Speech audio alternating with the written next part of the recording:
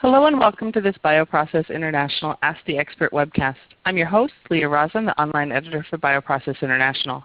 Before we get started, just a couple of notes. This webcast is being recorded and will be made available for replay in the multimedia section of our website. We've muted the audio lines, but we welcome you to type in your questions for our speaker in the chat window on your screen. After the presentation, we will begin the question and answer portion, and I will ask our speaker your questions from the chat window. Your questions in the chat window will only be visible to myself and our speaker. Thank you for joining us today. It is now my pleasure to introduce our speaker, Ryan Boniface from Thermo Fisher Scientific. Thank you. So I've been a scientist with the bioproduction group at Thermo Fisher Scientific for about 9 years now. I've had the opportunity and pleasure to develop, commercialize, support Gibco media, our feeds, and our supplements, with the most recent work having a focus on critical quality attributes like glycosylation. Today I'll be speaking about modification of glycans in bioprocessing. And before I get into the technical presentation, I'm just going to give a few context slides about Thermo Fisher and what it is that we do here.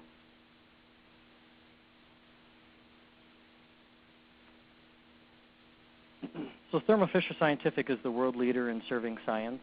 We're a $17 billion company with almost 50,000 employees globally. Our leadership gives us the advantage of scale and depth and capabilities, and we can leverage our premier brands to create the most value for our customers.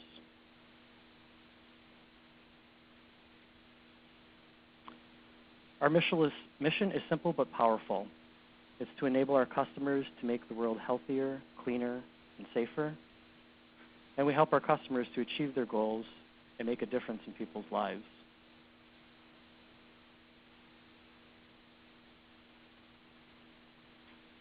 We have industry-leading capabilities across the bioprocessing workflow, from preclinical through commercial manufacturing.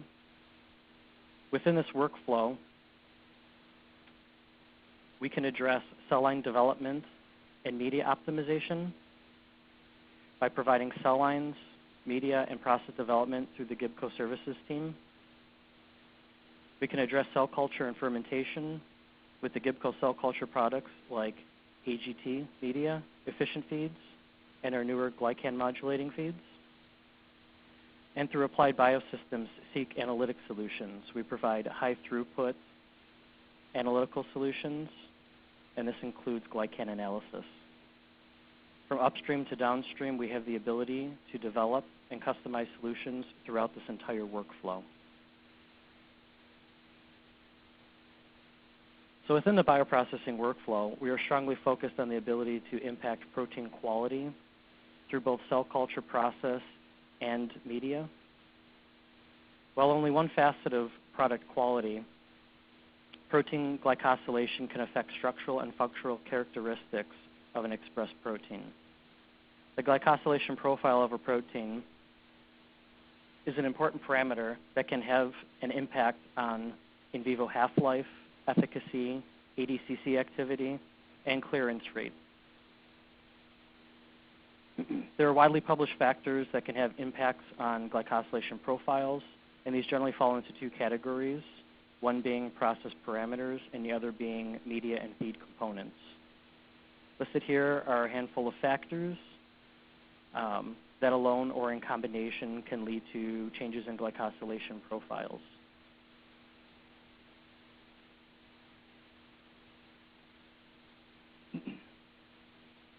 It's important to note that cell growth and product titer don't matter if your product quality is not right. So in looking at this first example of what some process effects can have on glycosylation, we see that there's some simple changes in the concentration of glutamine can lead to changes in ammonia levels. These ammonia levels can then produce changes in the glycan profile. So as you lower the ammonia concentration, you see a decrease in G0F and an increase in G1F, which is terminal galactosylation. Looking at another example, maintaining your cell harvest viabilities is also critical You can see here that lower viabilities at harvest lead to a negative impact on glycan profile. When you have a harvest viability of 95%, you can see that overall there is an increase in terminal galactosylation in G1F. And as you move to a lower viability at 45%, there's a decrease of almost 10% in terminal galactosylation. So these are just two examples of process parameters that had an effect on glycosylation. But let's shift our focus and have a look at impacts that media components and feed components can have on glycosylation.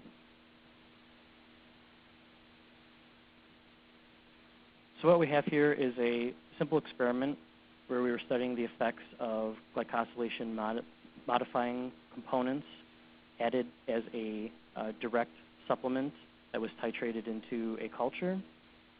The addition of these glycan modulating components were able to change the glycan profiles quite significantly. However, the titration led to unpredictable shifts in glycosylation from G0F to G1F and G2F.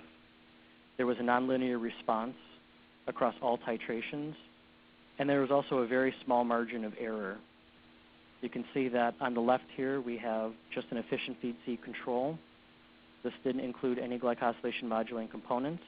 And you can see that the G0F peak is about 88–89%. Once you add a very small concentration at 0.03x of glycosylation modulating components, you can see there's about a 30% decrease in glycosylation in G0F. This experiment was not predictable, and it could lead to extra work. It could lead to multiple rounds of titration experiments to find specific supplementation levels, and potentially working with just very small microliter additions to an experiment. At the same time, this also doesn't give an indication at what point that the supplementation should be added to the culture. So this additive supplemental approach of titrating into a culture was dropped in favor of developing a more complete feed supplement, incorporating these glycosylation modulating components along with a new feeding strategy. To give you an idea of what this feeding strategy looks like, our new strategy involved what we are calling transitioning. And what we would do is we would transition from a feed, in this case as an example, Efficient Feed, one of our Efficient Feed Plus products, to glycantune. And what you have here at the very top for Efficient Feed Plus, we have a control where you just feed for the entire experiment from days 4 through day 15, just the Efficient Feed product. On the bottom, all in red here, we just have feeding with glycantune. Just feeding with glycantune should ensure maximum galactosylation and should shift your glycoforms from G0 to G1F and G2F. While the top control, just feeding Efficient Feed Plus, should mostly give a G0 peak. And what we have in between here are our transition points. Feeding is started with Efficient Feed Plus and then switched to glycantune. And the timing of this switch or the transition will lead to predictable changes in glycan profiles. So a transition to glycantune early in culture, let's say at day 5 or maybe at day 7, would lead to an increase in galactosylation, meaning an increase in G1F and G2F, while a later transition would keep a largely G0F peak. So to demonstrate this, what we have on the next slide is that same list of conditions tested out with a glycantune feed. So with this one experiment, using the previously described method and the transition times, we use Efficient Feed C Plus and glycantune C Plus. On the very left here, you can see that this is the Efficient Feed C Plus control. This is just Efficient Feed C Plus media. And on the right, the very right, this is the glycantune C Plus control. That is just using the glycantune feed that contains the glycan modulating components. You can see on the left we have a primarily G0F peak because there are no glycan modulating components. And on the very right, you can see there are increased peaks for G1F and G2F because of the glycosylation modulating components. Protein quality was improved by decreasing G0F by almost 45% and shifting primary glycans to G1F and G2F. And you can see that each transition point, depending on which day we transition from efficient feed to the glycan tune product, we get a linear stepwise progression. And you can see that this would be very easy to target glycan profiles. So what's most important about this slide is that we get a predictable linear response. It would be easy to hit the glycan profiles both at the days that are tested here and in between those days, and target in between days due to the predictability and linearity of this response. And this would in turn minimize unnecessary steps in process development. So what makes this a powerful tool is that with that one experiment, using that data that I just showed in the previous slide, using just efficient feed C+ and glycan tune C+, and that process development of transitioning to a glycan tune product, we're able to match the glycan profiles of 4 commercially relevant biotherapeutic molecules. So what you can see here, these were biotherapeutic profiles, glycan profiles that were measured internally by us. And you can see that for this first profile, we can match that by transitioning to glycan tune on day 9. Similar effects for each one of these other profiles. You can see that we are within a couple of % of the target biotherapeutic profile.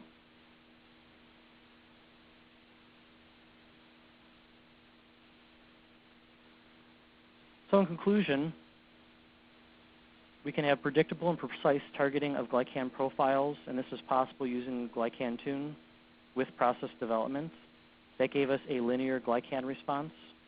It improved our protein quality by reducing G0F by up to 45%, and it shifted the primary glycans to G1F and G2F. This glycan modulation is also possible without negative impact to both cell growth and titer. And showing that one experiment using glycan tune C+, we were able to provide glycan profile matches for 4 biotherapeutic proteins. So with that, I'd like to thank my team. And for more information, you can visit our website at www.thermofisher.com/glycantune. And at this point, I'll turn it back over to our moderator, and I'd be happy to take any questions. Thanks, Ryan. So we actually have the first question, so go ahead and type them into the chat window. But our first question is, does this feed affect any of the other PQAs of biotherapeutics?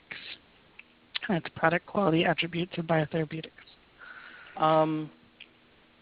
Currently, we're in the process of taking a look at some of the other critical quality attributes like charge variance and protein aggregation. At this time, though, I don't have any further information on that, but it is something that we're taking a look at. And does GTC Plus affect productivity? It does not. Using the glycan tune feeds, there are 3 of them. There's a glycan tune A+, a B+, and a C+, and those did not have a negative impact on titer. And have you tested glycan tune with XBit Show? At the moment, no. That is certainly something that we can test. We are always performing applications work on many of our feeds to see how they perform with other media, both internally and externally, and that is something that we will have a look at. So this question is asking you to give a little more deep dive into one of the early slides. Can you tell why ammonia accumulation gives an impact on the glycosylation machinery? So I believe we're talking about this slide here. Yeah.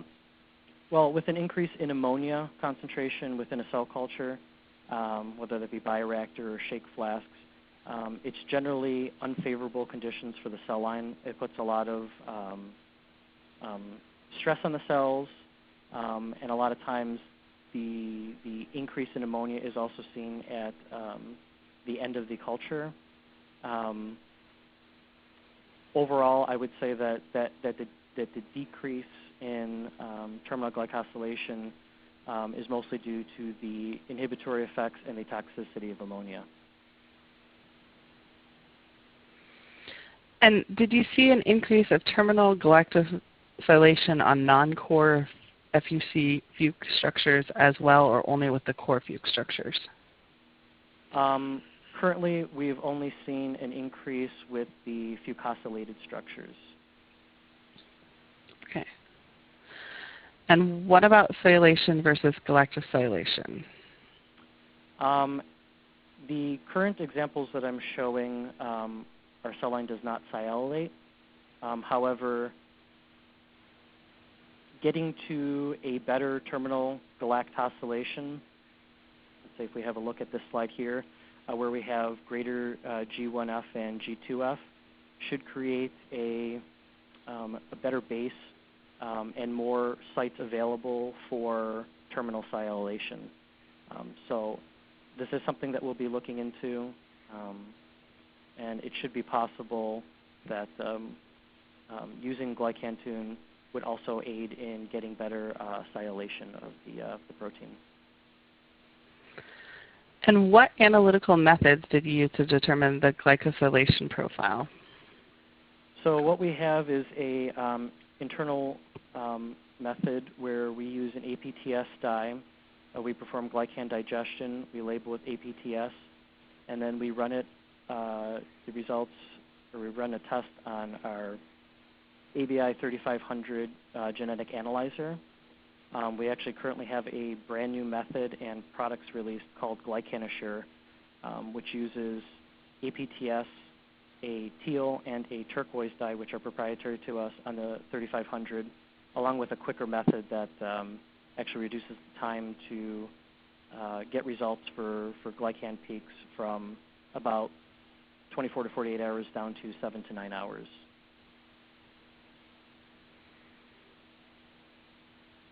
And what strategies have you tested to modify more complex glycans?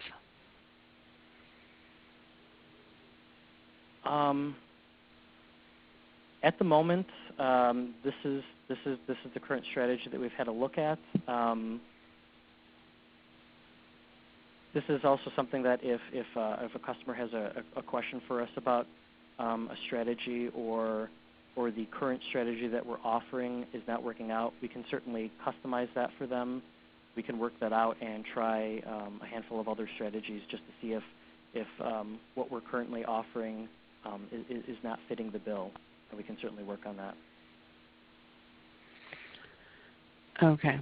So we have a lot of great questions, but I'm going to wrap it up with one final question. What is the recommended strategy if the goal is to increase G0? At this point, our current Efficient Feed C plus products and our Efficient Feed C, products don't modulate glycans in any way.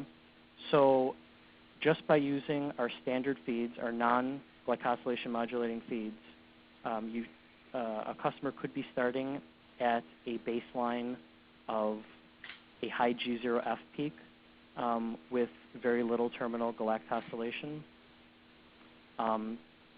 We currently haven't worked on any inhibitory products, but I would recommend that just starting with any one of our media and any one of our base non-glycosylation modulating feeds could help a customer achieve less terminal galactosylation, higher G0, higher G0F. Okay. Well, as I said, there are a lot of good questions coming in, but just for the sake of time and respect for everyone's time, I'm going to cut it off. These questions will be passed directly to Ryan, so he will know that you have asked those questions and can get back to you on an individual basis. So thank you, Ryan, and thank you to our audience for joining us today. This webcast will be available for on-demand viewing in the multimedia section of the BioProcess International website.